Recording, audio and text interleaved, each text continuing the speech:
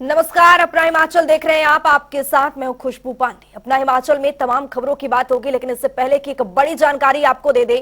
एक साल के जश्न को लेकर तैयारी यहां पर शुरू हो गई है। एक साल में किए गए व्यवस्था परिवर्तन, राजस्व बढ़ाने की दिशा में यहां पर काम किया गया है। राजस्व बढ़ाने के लिए कानून और नियमों में यहां पर बदलाव किया गया है। विकास कार्यों को लेकर बुकलेट भी यहां पर जारी की गई है। ये बड़ी जानकारी आपको दे रहे हैं। कांग्रेस के केंद्रीय नेताओं को यहां पर निमंत्रण देंगे, औपचारिक रूप से निमंत्रण देंगे मुख्यमंत्री सुखविंदर सिंह सुक्खू। तो ये बड़ी जानकारी आपको दे रहे हैं। सीएम का तेलंगाना जाने का भी कार्यक्रम यहां पर है। तो वहीं आपको बता दें कि प्रतिभा सिंह के बयान पर बोले हैं सीएम। कांग्रेस अध्यक्ष प्रतिभा सिंह से भी यहां पर बातचीत की है मुख्यमंत्री सुखविंदर सिंह सुक्खू ने।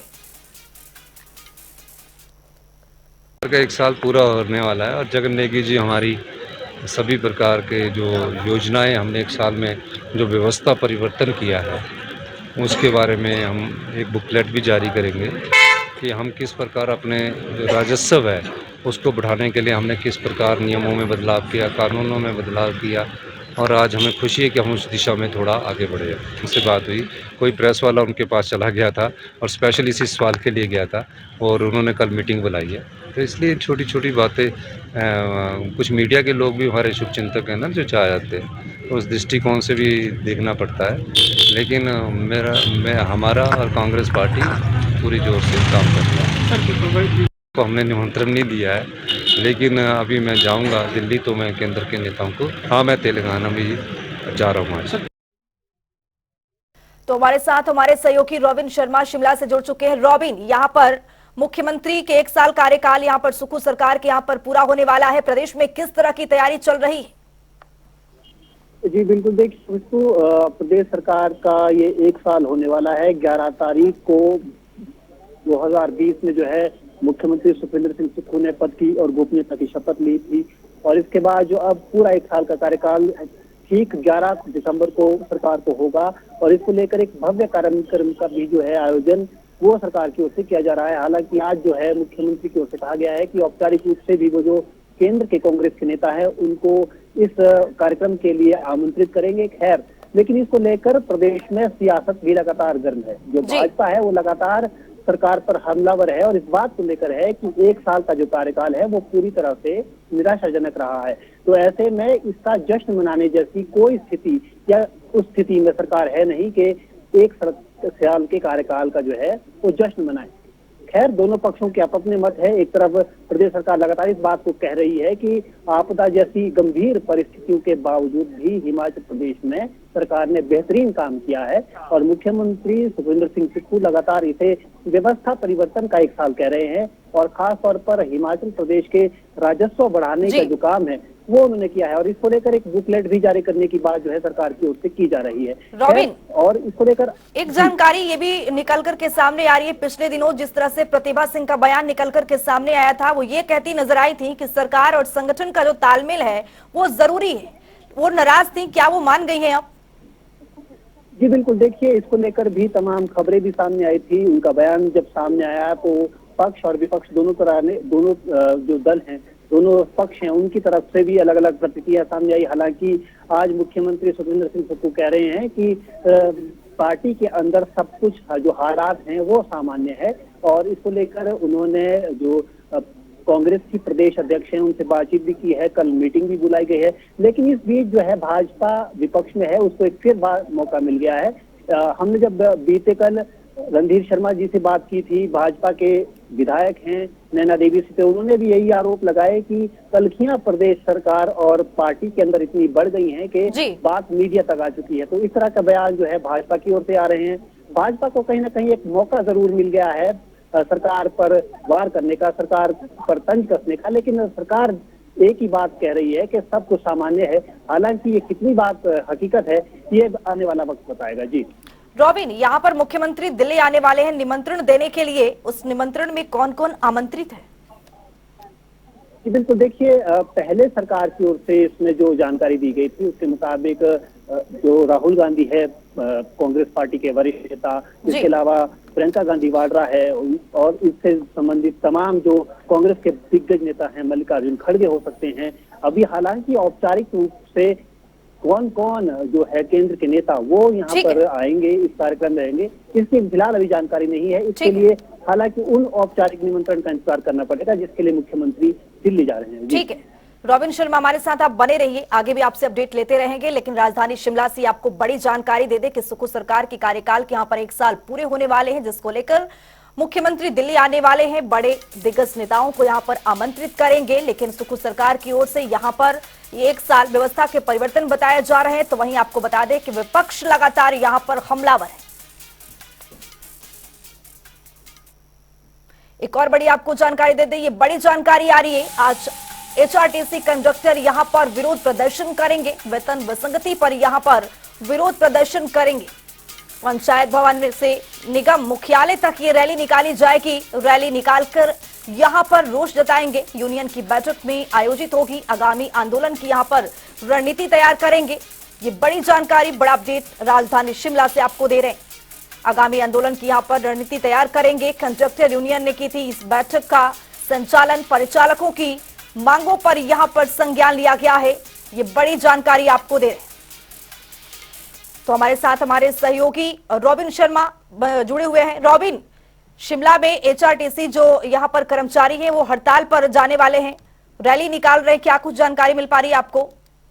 जी बिल्कुल, देखिए खुशबू, लगातार जो एचआरटीसी बस कंडक्टर्स हैं, परिचालक हैं, ये लगातार वेतन में विसंगतियों को लेकर सरकार के खिलाफ और खासतौर पर निगम के खिलाफ जो हैं वो हड़ताल और विरोध प्रदर्शन को लेकर तैयारियों में जुटे हुए हैं। इसको लेकर बीते 29 अक्टूबर को भी एक बार मंडी में यहाँ पर जो परिचालक है उनका जमावड़ा लगा था, वहां पर भी ये रणनीति तैयार की गई थी। हालांकि तब दिवाली का समय था, त्योहारों का समय था, ऐसे में आम जनता को तकलीफ ना हो इस करके तब ये जो आंदोलन की जो पूरी रूपरेखा है इसमें थोड़ा सा परिवर्तन लाया गया था और इसे आगे किया गया था। अब लेकिन जो परिचालक संघ है उनका कहना यह है कि इतना समय देने के बावजूद भी अभी सरकार की ओर से उनकी जो वेतन विसंगतियां हैं उस पर कोई संज्ञान नहीं लिया गया है, जिसको लेकर अब जो है परिचालक संघ है वो लगातार जो है मुख्य रूप से विरोध करेगा प्रदेश सरकार का, ये जो है परिचालक संघ की ओर से कहा जा रहा है।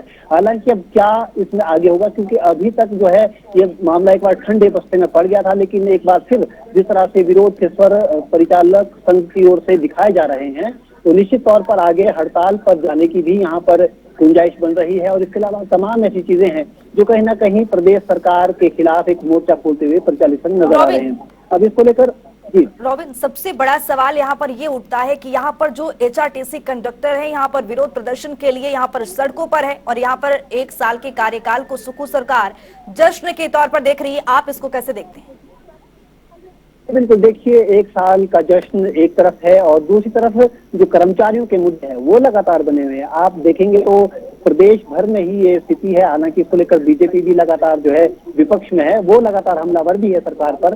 बात चाहे बस कंडक्टर्स की हो या फिर दृष्टिहीन जो संघ है उसकी बात हो, इसके अलावा जितने भी आउटसोर्स कर्मचारी है वो लगातार सचिवालय के बाहर सड़कों पर दिखे हैं, पूरे साल भर धरने प्रदर्शन पर दिखे हैं। हालांकि अब सरकार की कार्य प्रणाली कहां तक इन लोगों के प्रति काम कर रही है, किस तरह से इन लोगों को एडजस्ट किया जाएगा, ये अभी भी देखने वाली बात है। लेकिन बात एचआरटीसी की भी करें तो चालक परिचालक संघ लगातार लंबे समय से हड़ताल पर रहे हैं, कभी वेतन में देरी की वजह से, कभी वेतन में विसंगतियों की वजह से। तो अब एक बार फिर जो है परिचालक संघ उन्होंने भी सरकार के खिलाफ मोर्चा खोल दिया है।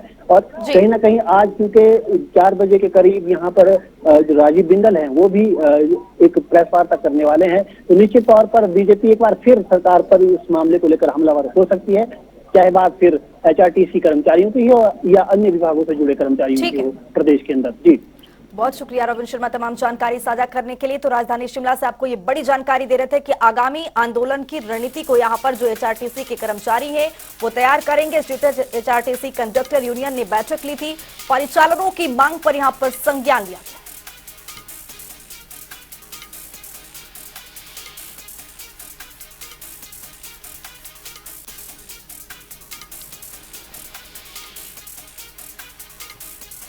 महादेव ऐप स्कैम के तार हिमाचल चुनाव से जुड़े होने के जयराम ठाकुर के बयान पर प्रदेश में कांग्रेस अध्यक्ष, प्रदेशाध्यक्ष यहां पर सांसद प्रतिभा सिंह ने नेता प्रतिपक्ष जयराम ठाकुर के बयान पर पलटवार किया है। उन्होंने कहा है कि नेता प्रतिपक्ष जयराम ठाकुर कांग्रेस पार्टी पर बिना तथ्यों के बेबुनियाद आरोप लगा रहे हैं। वहीं उन्होंने कहा है कि लोकसभा के शीतकालीन सत्र में हिमाचल प्रदेश के मुद्दे उठाए जाएंगे। वहीं दूसरी ओर उन्होंने कहा है कि प्रदेश में आपदा आने के कारण कांग्रेस पार्टी की तरफ से विधानसभा चुनाव को लेकर दी गई गारंटियां पूरी होने में विलंब हुआ है।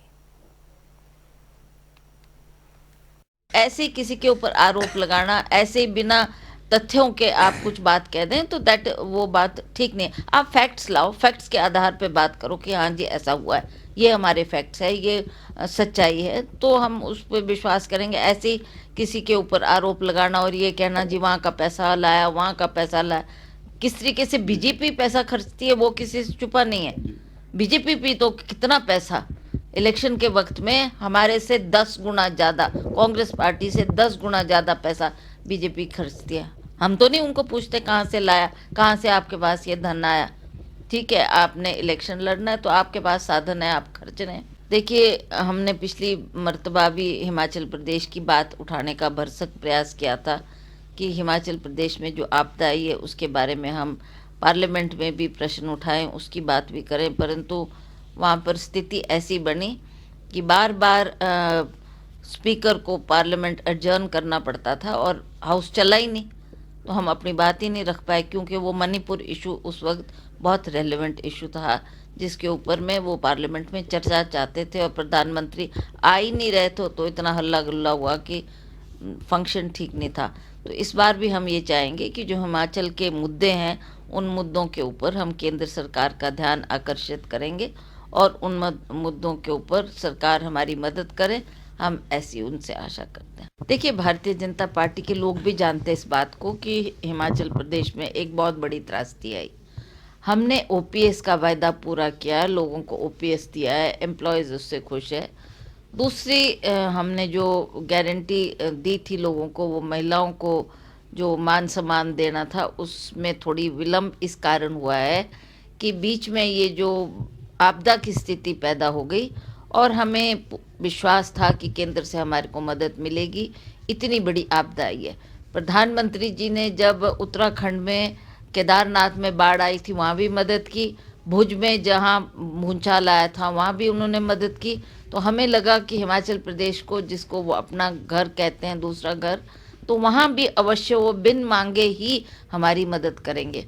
पर यह अफसोस है कि बोलने के बावजूद भी मैं स्वयं प्रधानमंत्री जी से मिली थी, उनसे आग्रह किया था, उनको सारी स्थिति से अवगत करवाया था कि जी 450 लोग हमारे इसमें मर गए हैं, बहुत लोग बेघर हो गए हैं, बहुत लोगों की एरिया में त्रासदी हुई है, हमारे नेशनल हाईवेज टूट गए हैं। तो इसलिए केंद्र की मदद के बिना हम जल्दी इस आपदा से उभर नहीं पाएंगे। इसलिए हमें विश्वास था कि सरकार करेगी, पर भारत सरकार ने हमारी मदद नहीं की। हमारी अपनी सरकार और हमारे मुख्यमंत्री सुखविंदर सिंह सुक्खू जी ने 4000 करोड़ की धनराशि देकर, 4500 की धनराशि देकर इस आपदा की स्थिति को निपटाने के लिए ने जो उन्होंने कदम उठाया उसके लिए हम उनकी प्रशंसा भी करते हैं, उनका धन्यवाद भी करते हैं। बीजेपी प्रदेश अध्यक्ष राजीव बिंदल ने प्रदेश में बढ़ते नशे पर चिंता जताई है। साथ ही उन्होंने कहा है कि लगातार नशे के बढ़ते मामले प्रदेश के लिए चिंतनीय विषय है। वहीं पिछले 1 साल में प्रदेश में 1700 नशे के मामले दर्ज हुए हैं और आंकड़े पुलिस ने जारी किए हैं। उन्होंने कहा कि युवाओं को खेलों की तरफ जाने की जरूरत है, खेल ही युवाओं को नशे से यहाँ पर दूर ले जा सकता है। अच्छी बात विनय जी ने कही, खेलेगा युवा तो नशे से रहेगा दूर। बहुत स्थितियां बिगड़ती जा रही हैं। हमारे ध्यान में है एनआईटी हमीरपुर में क्या हुआ। वो बालक जो घर से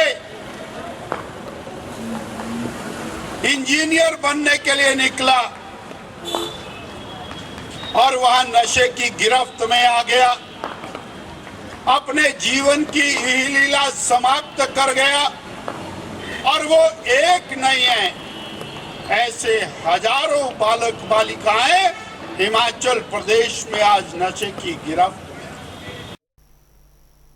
हिमाचल प्रदेश में कांग्रेस की सरकार को बने 11 दिसंबर को 1 साल यहां पर समय पूरा हो जाएगा। प्रदेश की सुखू सरकार इस मौके पर भव्य जश्न मनाने की तैयारी में है। तो वहीं बीजेपी लगातार प्रदेश सरकार पर हमलावर है। बीजेपी एमएलए रणधीर शर्मा ने बताया है कि बीजेपी ने प्रदेश के 10 जिला मुख्यालय में प्रदर्शन करने का निर्णय लिया है। सरकार के 1 साल के रिपोर्ट कार्ड को लेकर जनता टीवी ने श्री नैना देवी से विधायक और वरिष्ठ बीजेपी नेता रणधीर शर्मा से एक्सक्लूसिव बातचीत की है। आइए आपको सुनवाते हैं। हिमाचल प्रदेश में कांग्रेस को सरकार बनाए लगभग 1 साल का समय होने वाला है और सरकार कह रही है कि तमाम मुश्किलों के बावजूद सरकार ने बेहतरीन प्रदर्शन किया है, लेकिन इसको लेकर लगातार भाजपा जो है सरकार पर हमलावर है। ज़्यादा बातचीत के लिए हमारे साथ नैना देवी से विधायक और भाजपा नेता रणधीर शर्मा यहाँ मौजूद है। स्वागत है आपका। सवालों से शुरू करता हूँ। प्रदेश सरकार 1 साल का कार्यकाल पूरा करने वाली है और इसको लेकर एक जश्न की तैयारी भी चल रही है। कह रही है कि तमाम मुश्किलों के बावजूद सरकार ने बेहतरीन प्रदर्शन किया। आप कैसे देखते हैं? देखिए, मुझे तो ये समझ नहीं आ रहा कि जश्न किस बात का हो सकता है। जश्न इस बात का हो कि जैसे तैसे 1 साल निकला, हालांकि 1 साल के कार्यकाल की कोई उपलब्धि नहीं है। कोई भी प्रदेश हित जनहित में इस सरकार ने काम नहीं किया। यहाँ तक कि चुनाव में लोगों से किए वायदे पूरे नहीं किए, कोई गारंटी पूरी नहीं की। महिलाओं से वायदा किया था 1500 रुपये महीने देने का, बिजली के 300 यूनिट बिल जो है मुफ्त देने का, यहाँ दूध 10 रुपये किलो खरीदने का, गोबर 2 रुपये किलो खरीदने का। कितने वायदे किए थे, कोई वायदा पूरा नहीं किया। उल्टा जन विरोधी निर्णय लिए हैं, एक नहीं अनेक जन विरोधी निर्णय लिए। 1500 तो संस्थान बंद कर दिए जो पिछली सरकार ने जनहित में खोले थे। ऐसे 1050 संस्थान अलग अलग विभागों में बंद कर दिए। डीजल 6 रुपये लीटर महंगा कर दिया। सीमेंट की बोरी 10 रुपये बोरी में जो है बढ़ोतरी कर दी। बिजली 22 पैसे प्रति यूनिट घरेलू और जो इंडस्ट्रियल सेक्टर में बिजली है 19% बढ़ोतरी उसमें हुई। इतना बोझ जनता पर लादा है कि जनता परेशान है, तंग है। इसलिए जश्न का कोई मतलब ही नहीं। भारतीय जनता पार्टी अपने विपक्षी दल की भूमिका अदा करते हुए इस दिन को विरोध दिवस के रूप में मनाएगी। विरोध प्रदर्शन हर जिला मुख्यालय पर प्रभावी ढंग से आयोजित होंगे और जो सरकार की नाकामयाबियां हैं उनका पर्दाफाश करेंगे। शुक्रिया हमसे बातचीत करने के लिए। तो ये थे रणधीर शर्मा जो खास तौर पर 1 साल के कार्यकाल को लेकर मुखर नजर आए तो अपनी जीत को लेकर खुश भी नजर आए। रॉबिन शर्मा, जनता टीवी, शिमला। हेमेरा फूड कार्निवाल में अपने व्यंजनों से स्वयं सहायता समूह की महिलाएं लोगों की तारीफें यहां पर बटोर रही हैं, जिसमें उन्होंने कैंडल मार्च के जरिए लैंगिक आधार पर किए जाने वाले भेदभाव के खिलाफ सांकेतिक जागरूकता कार्यक्रम किया है। और इस दौरान सशक्त महिलाओं ने कैंडल और प्ले कार्ड पकड़कर महिलाओं के साथ होने वाले भेदभाव के खिलाफ यहां पर जागरूकता का संदेश दिया है।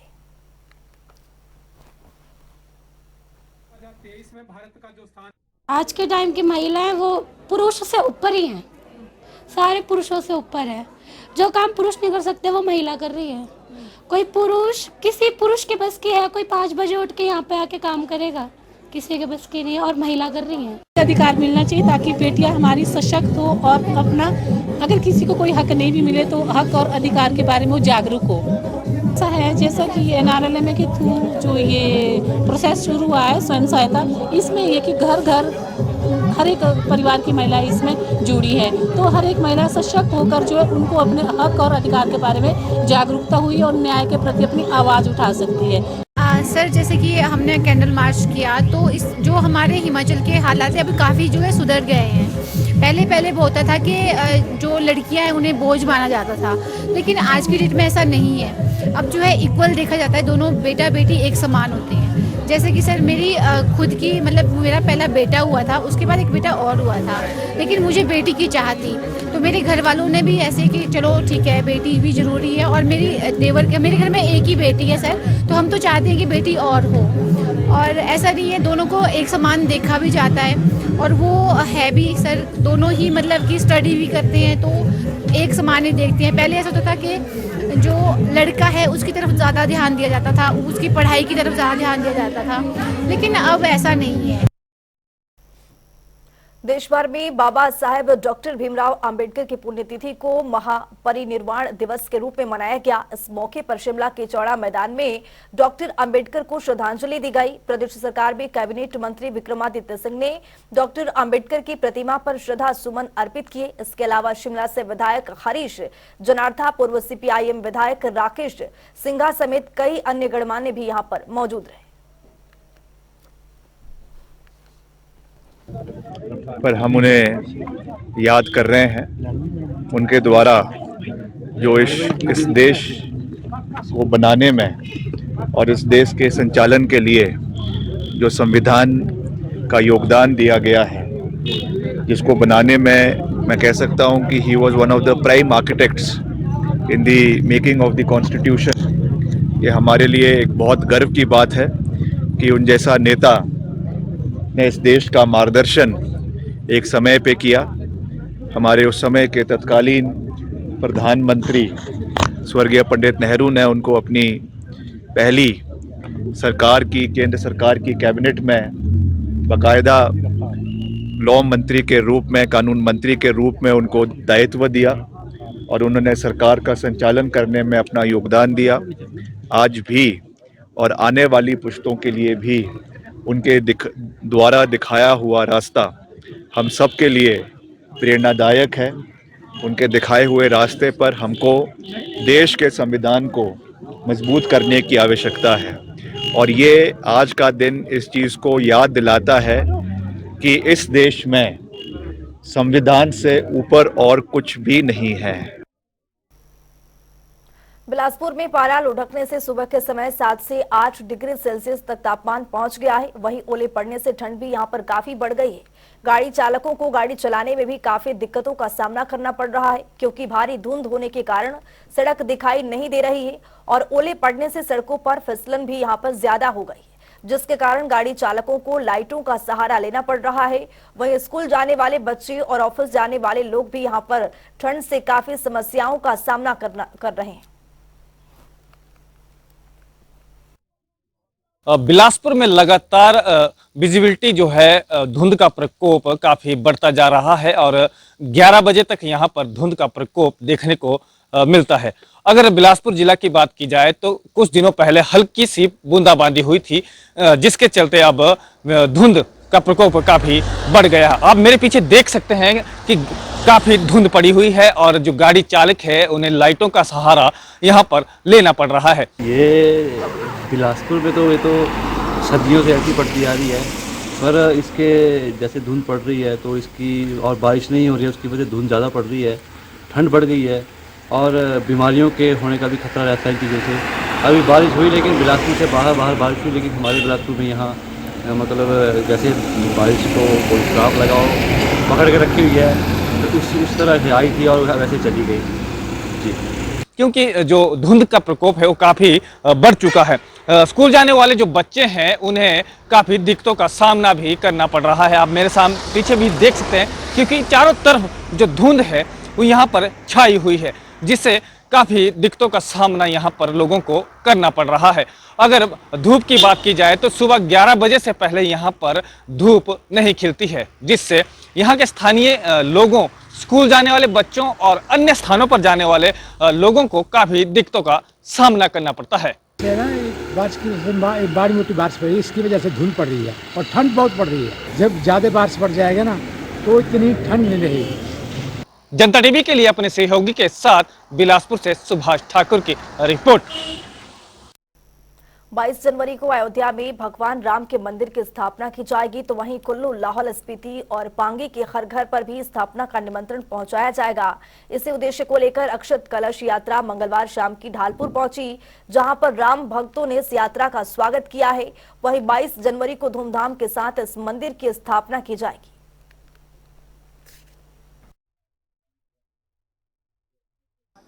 आज ये कलश यात्रा बिलासपुर के लक्ष्मीनारायण मंदिर से कुल्लू और लाहौल स्पीति जिला के 20 कार्यकर्ता में से 18 युवा बंधु थे और साथ में 2 माताएं थी हमारे साथ, बहनें थी हमारी, और 20 कार्यकर्ता कुल गए थे और अभी जस्ट पहुंचे हैं। तो यहाँ पर कुल्लू जिला में एक भव्य स्वागत हुआ कलश यात्रा का, और जिसके माध्यम से आगे की योजना ये रहेगी। अभी तो हम तुरंत रघुनाथ जी सुल्तानपुर जाएंगे, रघुनाथ जी के चरण पास ही इन कलश को रखा जाएगा और वहाँ पर नित्य इनकी पूजा होगी। और इसके बाद तुरंत अपने जिला के जितने भी खंड नगर इस तरह की इकाई है, लाहौल, पांगी, उदयपुर, केलोंग, अपने कुल्लू नगर जैसे बजौरा खंड, मणिकरण वगैरह, इस क्षेत्र में जितने भी है, मनाली वगैरह, उन सब में इस तरह के कलश को आगे हम और बढ़ाएंगे इनको कलशों को। जिस तरह गंगा जल की एक बूंद से पूरी बाल्टी गंगामय हो जाती है,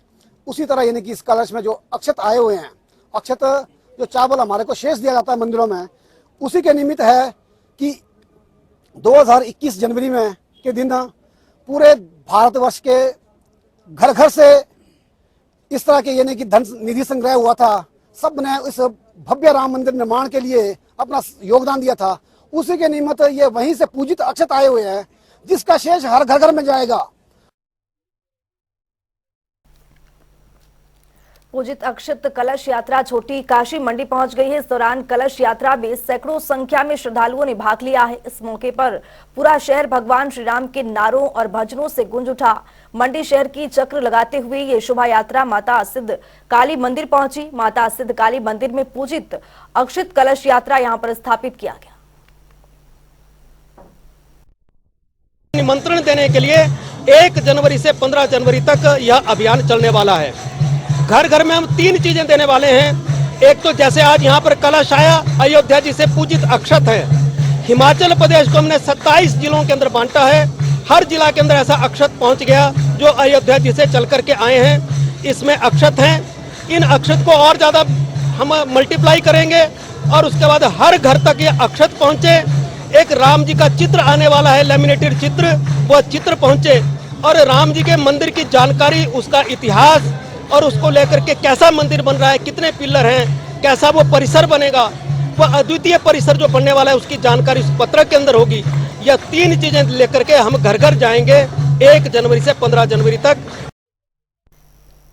अपना हिमाचल मेरे साथ इतना ही। नमस्कार।